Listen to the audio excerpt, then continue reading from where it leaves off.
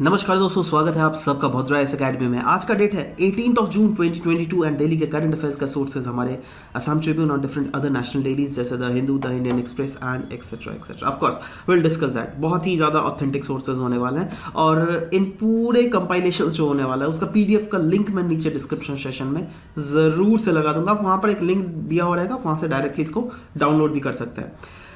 Regarding admissions इन भद्राएस आप any time in number पर contact कर सकते हैं या फिर हमारे वेबसाइट www.bhadraesacademy.in में भी लॉग इन कर सकते हैं। चलिए सबसे पहला यहाँ पे न्यूज़ देख लेते हैं। असम ट्रिब्यून से वैसे लिया गया था regarding minimum wages advisory committee, जो क्या असम गवर्नमेंट के द्वारा रिकॉन्स्टिट्यूट किया गया है। एग्जामिनेटरी पॉइंट ऑफ व्यू से आप इन टॉपिक से रिलेट कर सकते हैं इसको। बेसिकली है क्या, ये तो वैसे तो प्रीलिम्स का फैक्ट ही आप बोल सकते हो, राइट। बट हाँ, असम गवर्नमेंट ने रिकॉन्स्टिट्यूट किया है मिनिमम वेजेस एडवाइजरी कमिटी। नाम से क्या पता चल रहा है, मिनिमम वेजेस एडवाइजरी कमिटी। मतलब ये एक ऐसी कमिटी होने वाली है जो मिनिमम वेजेस को किसी सेक्टर में एनालाइज करेगी और उसको एडवाइज करेगी राज्य सरकार को, दैट इज स्टेट गवर्नमेंट को, और उसके बेसिस पे स्टेट गवर्नमेंट कुछ भी एक्शंस लेंगे, राइट। फॉर एग्जांपल क्या हम बोल सकते हैं that related to tea industries जो हमारे आसाम में है, राइट। तो ऑफ कोर्स अगर वहां के लेबर यूनियन के जो लोग हैं वो अगर प्रोटेस्ट कर रहे हैं दैट हाँ हमारे वेजेस बढ़ाइए, राइट, तो ये कमेटी वो चीज को स्क्रूटनाइज करेगी दैट हाँ एक्चुअली में क्या उनके वेजेस कम है, क्या उनके वेजेस बढ़ाने चाहिए, अगर बढ़ाने चाहिए तो कितने बढ़ाने चाहिए, राइट। वो सब कुछ एडवाइजरी जारी किया जाएगा इनके द्वारा to the state government, right. और इसी के लिए इसके लिए एक चेयरमैन को अपॉइंट किया गया है और ये चेयरमैन कौन होंगे, लेबर कमिश्नर ऑफ असम जो है वही चेयरमैन होंगे और डेप्यूटी लेबर कमिश्नर जो होंगे वो इनके मेंबर सेक्रेटरी होने वाले हैं, ठीक है।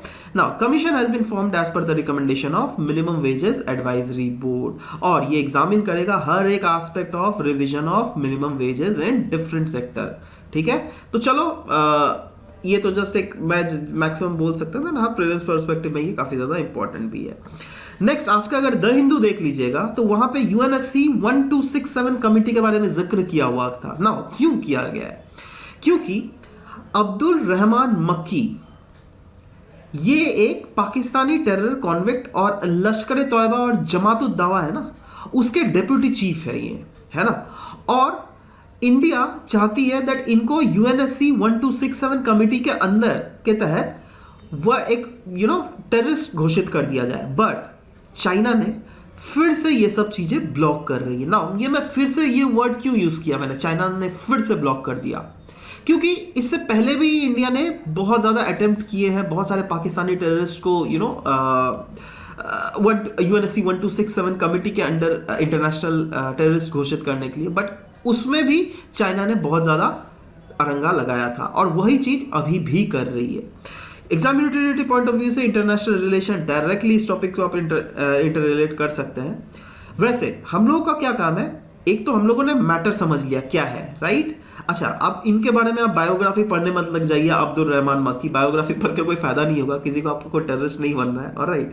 सो एनीवेज हम लोग क्या पढ़ेंगे, हम लोग यूएनएससी 1267 कमिटी के बारे में पढ़ेंगे। ये एक ऐसी कमेटी है जिसको सेटअप किया गया था 1999 में और स्ट्रेंथन किया गया था after the September 11 attack of 2001। सबको काफी ज्यादा पता ही होगा। इसको हम लोग दैश के नाम से भी जानते हैं या फिर अलकायदा सैंक्शन कमिटी भी हम इसको बोलते हैं। It comprises of all the permanent as well as non permanent members of UNSC. बताइए तो परमानेंट मेंबर्स कितने हैं, 5। नॉन परमानेंट मेंबर कितने हैं बताइए, ये आप बताइए नीचे कमेंट सेक्शन में बताइए। चलिए, और क्या इस नॉन परमानेंट मेंबर में इंडिया भी है या नहीं, that is also you need to write in the comment section. I want to see your answers. Anyways 1267 list of terrorist is a global list within the United Nation Security Council का stamp लगा हुआ रहता है। और जब United Nations का stamp लग जाता है मतलब भले ही कोई एक पर्टिकुलर देश उसको माने या ना माने, भले ही कल को पाकिस्तान बोले था नहीं भैया ये टेररिस्ट नहीं है, बट स्टिल दुनिया तो उसको मानेगी ना, क्योंकि यूएन की जो भी चीजें रहती है वो दुनिया मानती है, ठीक है। एंड ऑफ कोर्स अगर यूनाइटेड ये 1267 कमेटी के अंदर जितने भी लोगों को टेररिस्ट घोषित किया गया ना, उसमें अगर देख लीजिएगा पाकिस्तानी नेशनल्स बहुत ज़्यादा है, बहुत ही ज़्यादा है ना। सवाल होता है दैट ठीक है, हम लोगों ने एक्चुअली अगर आपको पूछेगा भी ना तो मैक्सिमम यही पूछेगा यूएनएससी 1267 लिस्ट कमेटी किसके रिलेटेड है, राइट। एनीवेज, बट हम लोगों को थोड़ा भीतर से हम लोग जान के ऐसे पढ़ लेते हैं ना इस चीज़ों को, जिससे फ्यूचर में कभी आपको फिर से इस करंट अफेयर्स में आंख ले जाने की जरूरत ही ना पड़े, राइट। अच्छे से पढ़ लेते हैं ना। सवाल होता है एनी मेंबर स्टेट, कोई भी मेंबर स्टेट जो है ना सबमिट कर सकती है प्रपोजल जिसके तहत लिस्ट किया जाना चाहिए कोई भी इंडिविजुअल, कोई भी ग्रुप या फिर कोई भी एंटिटी को as an international terrorist. 1267 committee meets as required with notice of 4 working days. 4 दिन पहले नोटिस दिया जाता है इस कमेटी का गठन करने के लिए, राइट। डिसीजन, अगर किसी भी इंसान को लिस्टिंग करना है इस लिस्ट में या फिर किसी भी इंसान का डी लिस्टिंग करना है इस लिस्ट से, तो वो कंसेंसस के बेसिस पे होता है। और कंसेंसस ऑफ कोर्स जैसे कि मैंने बोला that permanent as well as non permanent members यहाँ पे रहते हैं। बट वैसे तो यूजुअली कंसेंसस होता है, बट टेक्निकली अगर देख लीजिएगा ना 5 परमानेंट मेंबर्स के पास ही वीटो रहता है, right. The proposal is sent to all the member state and if no member objects within the 5 working days the proposal is adopted. अगर वैसे तो प्रपोजल दिया जाता है, अगर 5 वर्किंग डेज में कोई भी मेंबर इस प्रपोजल को ऑब्जेक्ट नहीं कर रही है तब लेकिन इस प्रपोजल को अडॉप्ट कर लिया जाएगा। और अगर ऑब्जेक्शन आ गया मतलब वहां पर अड़ंगा लग गया, राइट। नाउ होता क्या है, कैसे कैसे ऑब्जेक्शंस आती है, जैसे कोई भी मेंबर ऑफ द कमिटी में put a technical hold. Technical hold मतलब अगर सोचो कोई कंट्री को चाहिए दैट नहीं हम लोग अभी इसको टेररिस्ट कैसे घोषित कर दे, इसमें हम टेक्निकल होल्ड लगाते हैं। और टेक्निकल होल्ड का मतलब वो जिस देश ने टेक्निकल होल्ड लगाया है उनको इसके रिलेटेड कुछ ज्यादा इंफॉर्मेशन चाहिए, ठीक है। The matter remains on the pending list of the committee until such time as the member state that has placed the hold decides to turn its decision into an objection. मतलब वैसे तो pending list में रहती है, right, until and unless, जब तक वो जो भी कंट्री जिसने इसको होल्ड में लगाया है वो अपना ऑब्जेक्शन उनके डिसीजन को ऑब्जेक्ट नहीं करती है, तो ठीक है। और until all those who have places hold remove them within the time frame laid down by the committee. Okay, pending issues must be resolved within 6 months, but 6 month के अंदर resolve हो जाना चाहिए। but अगर member that has placed the hold may ask for additional 3 months, additional 3 months का भी window दिया जाता है और उसके basis पे final देखा जाता है that whether it is being objected or withdrawn, ठीक है। any proposal for listing must meet certain criteria. ऐसा नहीं दैट कोई भी कैसे भी इसमें प्रपोजल दे दे, किसी को भी टेररिस्ट घोषित कर दे, नहीं, कुछ क्राइटेरियाज होता है। जैसे the proposal must include acts और activities indicating the proposed individual या फिर ग्रुप या फिर एंटिटी जिन्होंने पार्टिसिपेट किया है इन फाइनेंसिंग, प्लानिंग, फैसिलिटेटिंग, प्रिपेयरिंग और परपेट्रेटिंग ऑफ एक्ट्स और एक्टिविटीज जो क्या लिंक है विद, ये लिंक होती है विद दाइश या फिर अलकायदा या फिर एनी सेल जो क्या इस टाइप के टेरर एक्टिविटीज से इंक्लूड होते हैं। नेक्स्ट, द हिंदू में ये न्यूज लिया गया है, आज का न्यूज़पेपर अगर आप देख लीजिएगा, सोलिडारिटी 2023। ना ये है क्या, इंडिया ने बेसिकली ये एक इनिशिएटिव है चाइना के द्वारा इनिशिएट किया गया और इंडिया ने इसको सपोर्ट किया है ना। ये कौन सा इनिशिएटिव है, ये एक ज्वाइंट बॉर्डर ऑपरेशन है जो कि 2023 को कैरी आउट किया जाएगा with the help of members of Shanghai Cooperation Organization। Shanghai Cooperation Organization के तो बारे में पहले भी हम लोगों ने डिस्कस किया है भाई, है ना। अब इसके बारे में भी देख लेते हैं। नाउ सोलिडारिटी 2023 ऑर्गेनाइज किया जाएगा बाय चाइना। इनफैक्ट क्यों ये ऑर्गेनाइज किया गया जाएगा, क्योंकि इससे पहले भी वेरियस अदर सोलिडारिटी एक्टिविटीज किए गए, जैसे सोलिडारिटी 2019-2021 जिसका रिजल्ट को काफी ज्यादा अप्रिशिएट किया गया था। इनफैक्ट 2022 को जो किया जा रहा है ना, इसको भी रिव्यू और अप्रूव ऑलरेडी कर लिया गया, जॉइंट बॉर्डर ऑपरेशन जिसका नाम है friendship border 2022।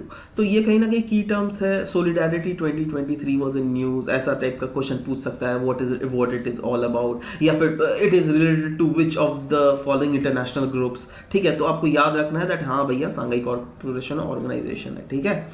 Anyways Shanghai cooperation organisation की अगर बात करें कौन कौन से मेंबर स्टेट हैं, देखो ये ब्लू में जितने सारे मेंबर स्टेट्स हैं, right.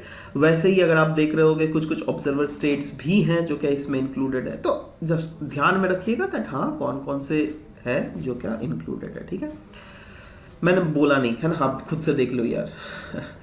Anyways India ranks third in renewable energy installation in 2021 after China and Russia. Exam related point of view से GS3 के इस टॉपिक से इंफ्रास्ट्रक्चर इस टॉपिक से रिलेट कर सकते हैं। एंड ये न्यूज़ जो है हम लोगों ने द वायर से एक्सट्रैक्ट किया गया है। मैंने बोला है ना दोस्तों, जहां पर भी अच्छे न्यूज़ हैं उन सब चीज़ को हम लोग एक्सट्रैक्ट करके आपके साथ डिस्कस करेंगे।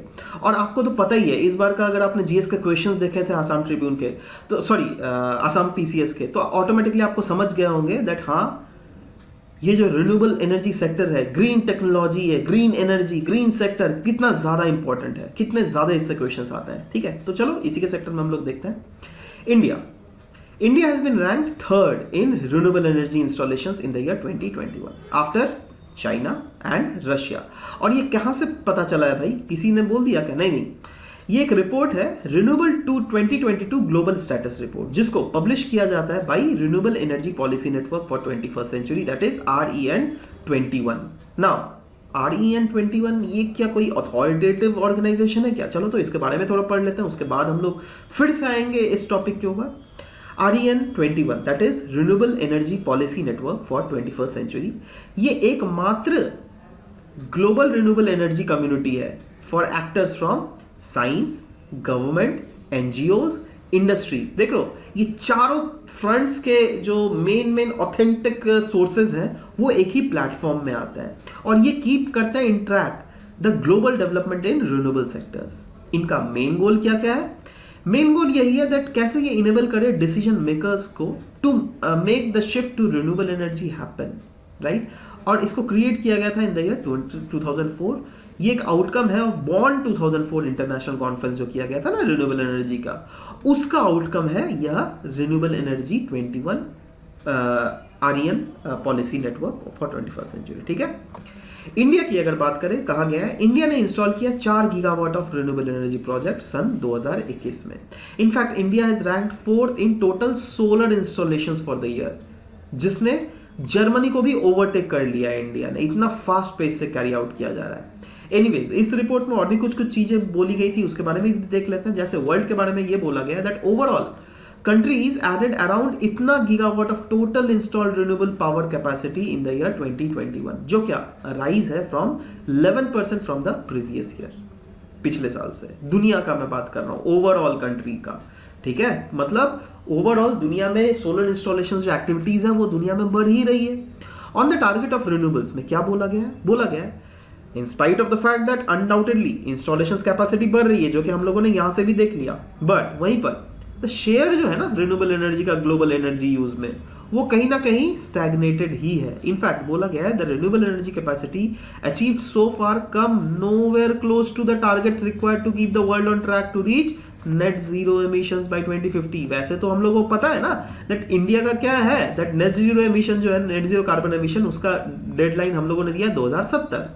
बट वहीं पर ऑन एन एवरेज दुनिया में यह प्लेज किया गया है दैट हम लोग दुनिया में ओवरऑल नेट जीरो 2050 तक अचीव कर लेंगे, ठीक है। तो इसको अचीव करने के लिए तो हमें मेक श्योर करना पड़ेगा ना जी दैट रिन्यूएबल एनर्जी में ट्रांजिशन हम ज्यादा से ज्यादा जल्दी से जल्दी करें। वही चीज तो बहुत लेट से हो रहा है, ठीक है। तो वो चीज कैसे पॉसिबल है? एनीवे सवाल ये भी होता है इंडिया ने क्या कुछ एफर्ट डाल रहा है? क्या क्या डाल रहा है भाई? देखो इंडिया का पहले प्लज आप बोलोगे दैट इंडिया ने ऑलरेडी अनाउंस किया गया दैट 2030 तक जो है ना हम लोग 500 गीगावाट ऑफ रिन्यूएबल एनर्जी हम लोग एक्सट्रैक्ट करेंगे with the help of photovoltaic energy, wind और हाइड्रो पावर। इनफैक्ट इंडिया ने एक्सटेंड किया है नेशनल सोलर प्रोडक्शन प्रोग्राम, जो क्या प्रोवाइड करेगी इंसेंटिव ना ही सिर्फ डोमेस्टिक कंपनीज बल्कि इंटरनेशनल कंपनीज को भी, जिससे वो इंडिया में अपने बैटरी मैन्युफैक्चरिंग प्लांट्स को सेटअप करे, है ना, इन 2021। क्योंकि इससे देखो फायदा क्या होगा, अपना देसी नीड्स तो पूरा होगा ही, बट साथ ही साथ दुनिया को हम लोग एक्सपोर्ट भी कर सकते हैं और दुनिया का सप्लाई चेन सिर्फ और सिर्फ चाइना के ऊपर नहीं रिलाई करेगी, नहीं तो कोविड की तरह हालत हो जाएगा। याद है ना कोविड में क्या हुआ था, पूरा दुनिया चाइना के ऊपर निर्भर थी उस समय। तो उसके बाद से ही ना बेसिकली फोकस किया जा रहा है दैट कैसे चाइना के ऊपर निर्भरता को कम किया जाए। 2021 में after India increase its cap on solar photovoltaic installations under its net metering scheme, the country's rooftop photovoltaic markets hit a record high. In fact, different other governmental programs जो चल रहे हैं जैसे PLI स्कीम ले लो, green open access rule जिसके बारे में हम लोगों ने पढ़ा था, green term ahead and day ahead market, और भी बहुत सारे जो भी आपके पास अगर नोट्स में कुछ भी ग्रीन रिलेटेड लिखी हुई है, of course you can put fourth and discuss it over here, right. Anyways देखो ये सब इसलिए भी डिस्कस किया जा रहा है क्योंकि ऑटोमेटिकली एग्जैक्टली ये क्वेश्चंस तो नहीं, बट इसके रिलेटेड कैसे क्वेश्चंस आए पास्ट में वो हम लोग बता देते हैं। Moment of change, climate neutral now, ये एक इनिशिएटिव है जो कि लॉन्च किसके द्वारा किया गया था, ऐसा क्वेश्चन है, ठीक है। तो कोई भी अगर दुनिया के ऑर्गेनाइजेशन, और इसका आंसर क्या था, यूएनएफसीसीसी, मतलब यूएनएफसीसीसी के द्वारा कोई भी अगर एक्टिविटीज किया जा रहा है, यूएनईपी के द्वारा अगर कोई भी एक्टिविटीज, कोई भी इनिशिएटिव्स लिए जा रहे हैं, आईपीसीसी के द्वारा अगर कोई एक्टिविटीज, कोई इनिशिएटिव लिया जा रहा है, डब्ल्यूएमओ के द्वारा कोई एक्टिविटी, कोई इनिशिएटिव लिया जा रहा है, क्या हम लोग बोल सकते हैं that is becoming very very important. उसमें आप 4-5 स्टार लगा दीजिए और उसको नोट कॉपी में लिख दीजिए क्योंकि this has high probability of coming in your paper। यही नहीं, with reference to global climate change alliance, which of the following statement is or are correct? It is an initiative of European Union. It provides technical and financial support to targeted developing countries to integrate climate change into their developing policies and budget। देखो क्या ये गलत लग रहा है दूसरा number वाला option? बिल्कुल गलत नहीं लग रहा है। I mean this is quite generalistic statement।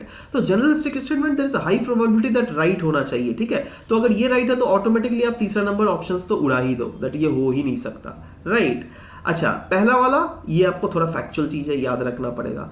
Next is it is coordinated by world resource institute and world business council for sustainable development. Now ये सब कहीं ना कहीं आपका थोड़ा कंफ्यूजिंग है क्योंकि हाँ ग्लोबल क्लाइमेट रिलेटेड जब भी पूछ रहा है तो world resource institute, world business council for sustainable development कहीं ना कहीं लगता है दैट हाँ ये हो सकता है। So whether it is true और नॉट दैट इज समथिंग जो क्या 2017 में आया था, इसलिए 2016-17 में न्यूज में था, ठीक है। तो उस समय के जो स्टूडेंट्स थे उन लोगों ने तो अच्छे से पढ़ा होगा, बट हाँ for the time being probably it might not be much important for you, right. Anyways but we should remember it. Next VPN server के रिलेटेड क्वेश्चन है, VPN server closure in India, Live Mint से ये question लिया गया है।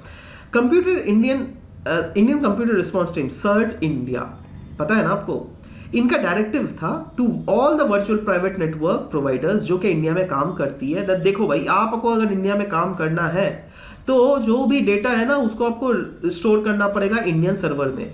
अब आप खुद सोचिए VPN वर्चुअल प्राइवेट नेटवर्क, इनका काम क्या होता है?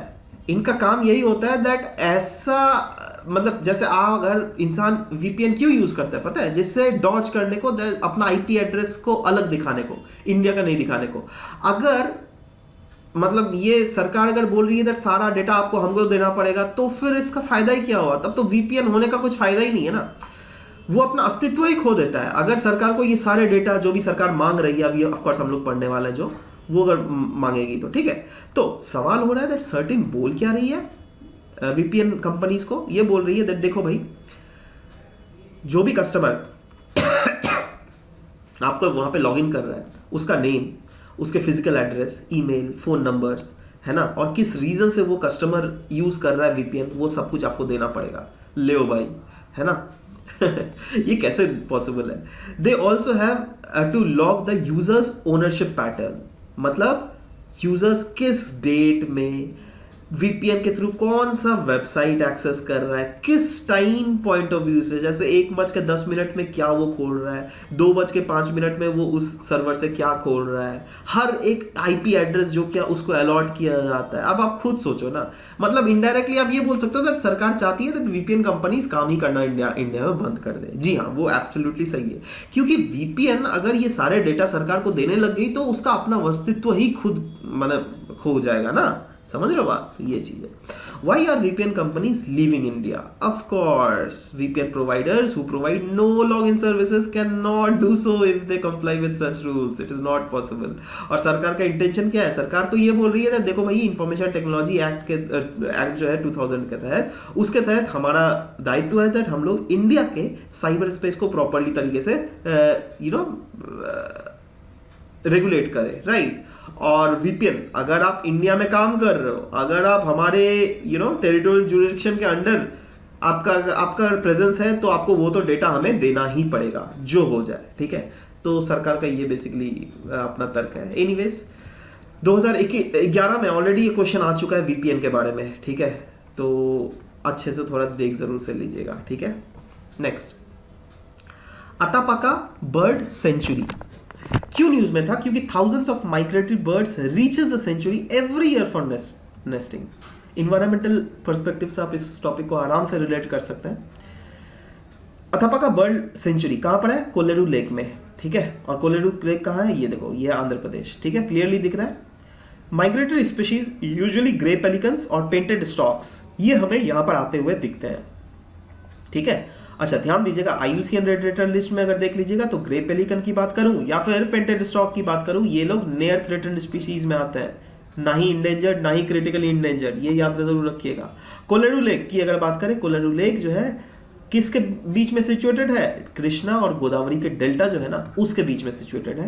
And it is an important habitat of, जहां पे एस्टिमेट किया जाता है 20 million residents and migratory birds, जिसमें grey and spot billed pelicans हमें ज्यादातर देखने को मिलते हैं. It was notified as wildlife sanctuary in 1999 under the Indian wildlife act of 1972. It was declared a wetland of international importance कब? 2002 में, Ramsar convention के अंडर भी, ठीक है. नाउ एस टाइप के ऑलरेडी 2018 में देखो एक क्वेश्चन आ चुका था, पाखुई वाइल्ड लाइफ सेंचुरी कहां पर लोकेटेड है, राइट. तो कल को अगर आपको ये पूछ गया अटापाका बर्ड सेंचुरी कहां पर लोकेटेड है, तो क्या कुछ चौंकने वाला कुछ होगा क्या? नहीं ना. तो इसीलिए इस टाइप की चीजें याद जरूर रखिएगा. अटापाका बर्ड सेंचुरी जो है यह हमारा आंध्र प्रदेश में, ठीक है, याद रखिएगा. Next, Indian Asian conclave. India host कर रहा है 2 दिन का कॉन्क्लेव, जिसके थ्रू मार्क किया जा सकता है 30th anniversary of its relationship with 10 Asian nation countries. Exam utility point of view से GS2 इंटरनेशनल रिलेशन से आप आराम से इस टॉपिक को रिलेट कर सकते हैं. फॉरेन मिनिस्टर जो है इंडिया और एशियन कंट्रीज का, वो अपहोल्ड कर रही है मल्टीलैटरलिज्म, ऑफ कोर्स इस मीटिंग के साथ, जिसके तहत जो भी जितने भी ग्लोबल चैलेंजेस है जो कि इन दोनों रीजन के द्वारा कैरी आउट किया जा सकता है, या फिर जितने भी रीजनल चैलेंजेस है, वो ये लोग एक साथ कर सके, ठीक है. नाउ ध्यान दीजिएगा, यहां पे मैं क्या बोल रहा हूं, फॉरेन मिनिस्टर्स की मीटिंग हुई है. अब म्यांमार ने लेकिन इनमें पार्टिसिपेट नहीं किया है in India Asian foreign ministry meeting, ये याद जरूर रखिएगा. क्योंकि इस टाइप से अगर बाई चांस क्वेश्चन आ गया दैट बताओ भाई रिसेंट जो इंडियन एशियन कॉन्क्लेव हुआ था उसमें किस कंट्री के फॉरेन मिनिस्टर ने नहीं शिरकत की थी, so the answer will be Myanmar, ठीक है. एनीवेज, इस कॉन्क्लेव के थ्रू कहीं ना कहीं India as well as ASEAN दोनों रीअफर्म कर रही है कमिटमेंट ऑफ मल्टीलैटरलिज्म, जो कि ऑफ कोर्स इंटरनेशनल लॉ का फाउंडिंग प्रिंसिपल्स है, जिसमें charter of United Nations, 1982 United Nations convention on law of seas और डिफरेंट अदर जो यूनाइटेड नेशंस ट्रीटीज है और कन्वेंशंस है, उसके आधार पर दोनों रीजन एक साथ काम करेंगी. एशियन की अगर बात करूं, इसका फुल फॉर्म है association of south east Asian Nations. Establish इसको किया गया था 8 अगस्त 1967 में in Bangkok, Thailand, with signing of a declaration, जिसको हम लोग कहते हैं बैंकॉक डिक्लेरेशन. इसको हम लोग एशियन डिक्लेरेशन भी कहते हैं. वैसे मोटो था एशियन का, 1 विजन 1 आइडेंटिटी 1 कम्युनिटी, जिसके फाउंडिंग मेंबर्स कौन कौन थे? इंडोनेशिया, मलेशिया, फिलीपींस, सिंगापुर और थाईलैंड. ब्रुनेई, वियतनाम, लाओपीडियार, कंबोडिया, इन्होंने बाद में ज्वाइन किया था. जैसे ब्रुनेई ने 1984 में, वियतनाम ने 1995 में, म्यांमार और लाओपीडियार ने आपका 1997 में, कंबोडिया में 1999 में, है ना. तो समय के साथ साथ, और एशियन का सेक्रेटरीट की अगर बात करें तो इंडोनेशिया जकार्ता में हमें मिलता है, ठीक है. सिग्निफिकेंस एशियन का कैसे है भाई? देखो, दुनिया की ये तीसरी बड़ी मार्केट है, बहुत भाई मेजर 10 कंट्रीज है, मजाक बात है क्या. 6th लार्जेस्ट इकोनॉमी है इन द वर्ल्ड, है ना. और वहीं पर एशिया में ये 3rd लार्जेस्ट इकोनॉमी है.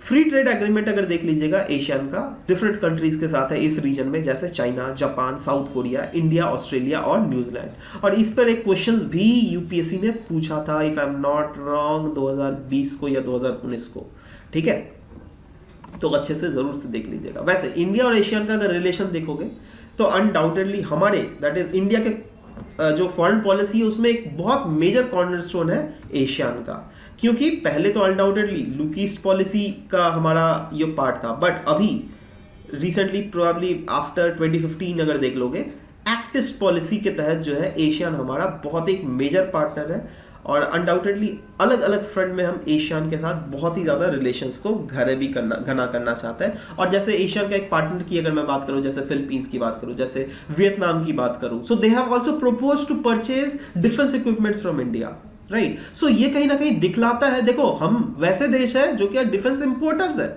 बट आने वाले समय में there is high probability that we can also become defence exporter, वो भी मेजर डिफेंस एक्सपोर्टर, अगर इस टाइप के छोटे मोटे कंट्रीज हम लोगों से खरीदता रहे, क्योंकि बड़े कंट्रीज तो अभी नहीं खरीदेंगे, ठीक है, उन्हें लगता है चलो भाई इंडिया को कुछ है ही नहीं। बट हाँ, अब इंडिया का देखो क्या है ना, दैट अभी टाइम लगेगा, है ना, तभी 5 साल देना पड़ेगा इंडिया को, तभी आप समझ पाओगे, है ना। इकोनॉमिक कॉपरेशन के सेक्टर में एशियन जो है इंडिया का 4th लार्जेस्ट ट्रेडिंग पार्टनर है। सोशियो कल्चरल कॉपरेशन में undoubtedly people to people interaction बहुत चलती है एशियन के साथ, such as inviting ASEAN students to India, special training courses उनको प्रोवाइड करना। दिल्ली डिक्लेरेशन के बारे में आपको पता होना चाहिए, ये एक ऐसा एरिया है जहां तक दोनों एशियन और इंडिया एक साथ आती है, और मैरीटाइम डोमेन में किस किस रीजन में कॉपरेट किया जा सकता है उसके की एरियाज में कॉपरेट किया जाता है दोनों देशों के बीच में।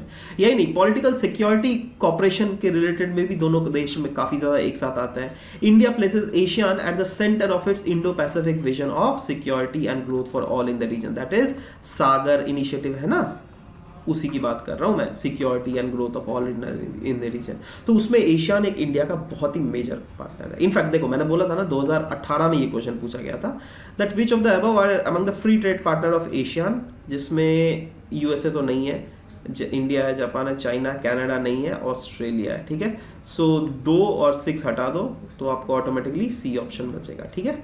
सो या अब दोस्तों एमसीक्यूज में आ जाते हैं, जो कि पिछले क्लास के एमसीक्यूज हम लोग देख लेते हैं। With reference to the census, consider the following statement. 2 statement दिए गए थे, दोनों के दोनों स्टेटमेंट यहाँ पे सही थे, right. So of course C will be the correct answer in the first question. दूसरा में with reference to election of president in India, consider the following statement. 2 statement थे, to win the presidential election candidate जो है must secure करना पड़ेगा 50 of the total vote cast and 50% and +1, which is absolutely true. Candidate जो intend करता है election को करने के लिए उसको अपना फाइल करना पड़ेगा नॉमिनेशंस, और ये नॉमिनेशन जो है साइन करना पड़ेगा 50 प्रोपोजर्स के द्वारा और 50 सेकेंडर्स के द्वारा। यहाँ पे 20 दिया हुआ है, तो of course this is wrong, right. पहला वाला सही, तो automatically A will be the correct option. Next, I2U2 grouping is a grouping recently seen in news. ये यूएसए, इजराइल को छोड़कर और कौन कौन देश है उसमें, इंडिया और UAE will be the correct answer out of all these, ठीक है। सो जरूर से देख लीजिएगा आपके कितने आंसर्स मैच कर रहे हैं। आज के क्वेश्चंस देख लेते हैं दोस्तों। With reference to REN renewable energy policy network for 21st century, consider the following statement. 2 statement यहाँ पे दिए गए हैं। It is the only global renewable energy community of actors from science, government, NGOs and industry, जो क्या keep track करती है global development और renewable sector. It was created in 2004 as an outcome of Bonn 2004 international conference on renewable energy. आपको बताना कौन सा सही है, 1 only, 2 only, both 1 and 2, neither 1 nor 2। Next, Atapaka bird sanctuary recently seen in news, कहां पर located है भाई, आंध्र प्रदेश, गुजरात, उड़ीसा या फिर महाराष्ट्र, बताइए कौन सा सही आंसर है। Next, consider the following statement. Asian +3 the consultative group includes India. Delhi Declaration is the key area of cooperation in maritime domain under Asian India Strategic Partnership। चलो कुछ आप भी सर्च करके आंसर निकालने की कोशिश करो, और ऑफ कोर्स सब कुछ इजी नहीं दिया जा सकता। एनीवेज, करेक्ट स्टेटमेंट आपको फाइंड आउट करना है, 1 only, 2 only, both 1 and 2, neither 1 nor 2। नीचे कमेंट सेक्शन में आप जरूर से लिखिएगा, right. So this was all about the discussion for today's class. We will be meeting next session. Till then bye bye, take care and thank you guys, thank you for listening to the whole video, thank you very much.